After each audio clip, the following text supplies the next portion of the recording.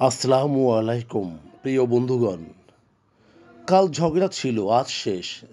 পাড়া প্রতিবেশীদের মধ্যে ঝগড়া বিবাদ লাগতেই পারে, তাই বলে সেটি নিয়ে বসে থাকা নিশ্চয়ই প্রতিবেশী সুলভ না। হ্যাঁ, পাকিস্তান ভারতের প্রধান সীমান্ত ক্রসিং আবার চালু হয়েছে। ঐতিহ্যবাহী করমর্দনের মাধ্যমে উভয় পক্ষের সৈন্যরা আবারও রিট্রিট অনুষ্ঠানটি করেছে। ভারতের আটারি এবং পাকিস্তানের ওয়াগা সীমান্ত আবার সরগরম। উভয় পক্ষের ভিসা বাতিলের পর ভারতীয় ও পাকিস্তানি নাগরিক ১লা মের আগে নিজ নিজ দেশে ফিরে যাওয়ার জন্যে যারা ছিল তারা এখন ভিড় করছে। গত ৪ দিনে প্রায় ৮০০ জনেরও বেশি ভারতীয় পাকিস্তান থেকে ভারতে ফিরেছেন। আর অনুরূপ ৭০০ জন পাকিস্তানি ভারত থেকে ফিরেছে। তবে ভারত থেকে আগত দর্শনার্থীদের গণমাধ্যমে কথা বলতে মানা।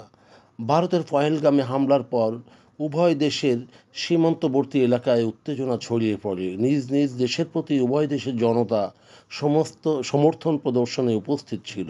তবে এখন আবারও সঙ্গীত ও স্লোগানের সুরে দুই দেশের মধ্যে সাধারণের মধ্যে অভিমান ভেঙেছে। বিশেষ করে যাত্রী সাধারণ নিজ নিজ দেশে ফিরে যাওয়ার আনন্দে উৎফুল্ল।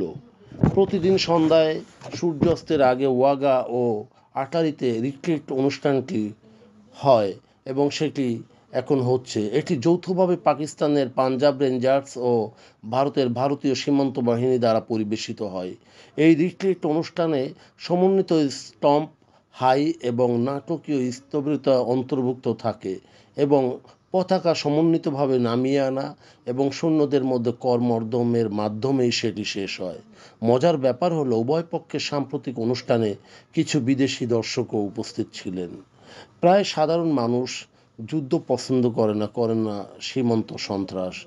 এটা বন্ধ হোক, উভয়ের মধ্যে বন্ধুত্বসুলভ আচরণ প্রকাশ পাক, এটাই সাধারণ যাত্রীদের ভাবনা।